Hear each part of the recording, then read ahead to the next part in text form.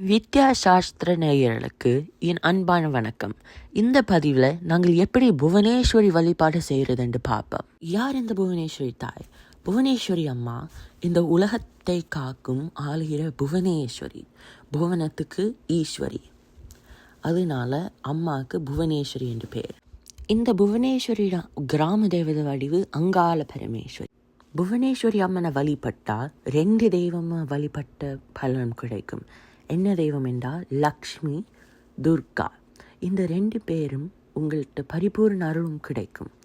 லக்ஷ்மியோட செல்வமும் துர்க்கையோட வீரமும் இந்த புவனேஸ்வரியை வழிபட்டால் கிடைக்கும். புவனேஸ்வரியை வழிபட்டால் பேரும் புகழும் கிடைக்கும். இந்த அம்பிகை ஆக்டர்கள் போய் புதுக்கோட்டையில் வழிபடுவாங்க. தமிழ்நாட்டில் புதுக்கோட்டை புவனேஸ்வரி அம்மன் பிரசித்தி பெற்ற ஸ்தலம். இந்த அம்மன் வழிபாடுறதுக்கு நாள் வெள்ளிக்கிழமை, செவ்வாய்க்கிழமை இந்த ஆடி மாதத்தில் ரொம்ப சிறப்பு பலன்களை தரும். அதுவும் அம்மனுக்கு பால் செஞ்ச நெய்வேத்தியம் வைங்க. அம்மனுக்கு ரொம்ப எளிமையான மந்திரம். அது ஒரு வார்த்தையில் இருக்கிற மந்திரம், ஹ்ரீம் என்று மகா மந்திரம். இந்த மந்திரம் 1,00,000 தடவை ஜபிச்சா உங்களுக்கு கோடி புண்ணியம் சேர்க்கும். உங்களுக்கு செல்வம் தேடி வரும். அதுக்காக நீங்கள் சும்மா இருக்க இயலாது, நீங்கள் உழைக்கணும். அந்த உழைப்பு தகுந்த செல்வம் உங்களுக்கு அதுவும் துர்கா தேவியின் அம்சம் நிறைந்ததால உங்களுக்கு தீய சக்திகள் ஒன்றும் நிறைங்காது. இந்த புவனேஸ்வரி அம்மன் படம் வீட்டில் பிரிண்ட் பண்ணி வைங்க. இல்லாட்டி ஒரு தீபத்தில் அம்மன் ஆவாகனம் செய்யுங்க. எப்படி தீபத்தில் ஆவாகனம் செய்யறதுன்னு இப்போ பார்ப்போம். அம்மன் மந்திரம் ஹ்ரீம், இல்லாட்டி அம்மன் புவனேஸ்வரி காயத்ரி மந்திரம் டிஸ்கிரிப்ஷனில் கொடுக்குறேன்.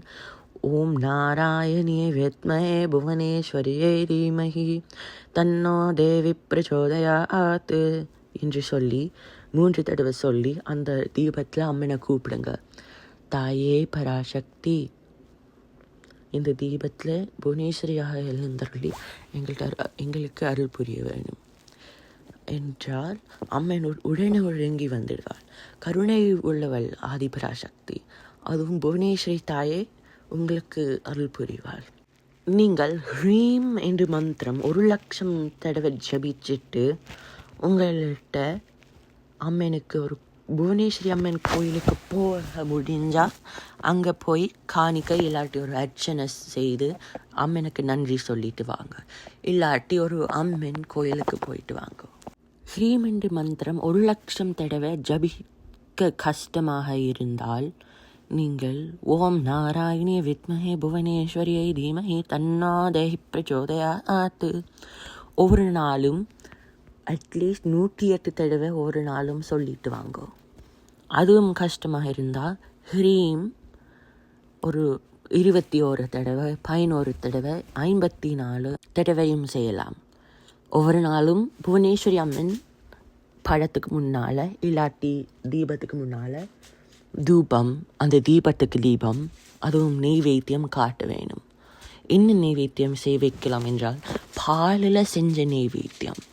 அதாவது பால் பாயாசம், சக்கரை பொங்கல், பால் பொங்கல், ஸ்வீட்ஸ் அதுகள் வைக்கலாம். இல்லாட்டி காய்ச்சின பால் சர்க்கரையோடு கலந்து வைக்கலாம். கற்கண்டு பழங்களும் வைக்கலாம். நீங்கள் 11 நாள் இல்லாட்டி 48 நாள், 21 நாள், 51 நாள் இந்த பூஜையை செய்யலாம். நீங்கள் பூசை முடியாத நாள், கடைசி நாள் அம்மனுக்கு சக்கரை பொங்கல், பால், இளநீர், படையல் மாதிரி வச்சு செய்யலாம். இந்த ஆடி மாதத்தில் தொடங்கினா இன்னும் சிறப்பு பலன்களை தரும். நானே இந்த புவனேஸ்வரி வழிபாட்டு செய்து நல்ல பலன்களை கண்டேன். இந்த புவனேஸ்வரி அம்மன் வழிபாட்டு சாதாரண வழிபாட்டு முறையில் எளிமையாக இருந்தாலும் மகா சக்தி கொண்ட வழிபாட்டு. இந்த வழிபாட்டை யாரும் செய்யலாம். நீங்கள் இந்த வழிபாட்டு செய்கிற நாளுக்கள் சைவமாக இருந்தால் மிக நல்லது. இல்லாட்டி நீங்கள் ஒரு நாள் சைவம் சாப்பிட்டீங்களா, அந்த நாள் பூசை செய்யாமல் மறுநாள் திரும்ப எண்ணிக்கையிலிருந்து தொடங்குங்க.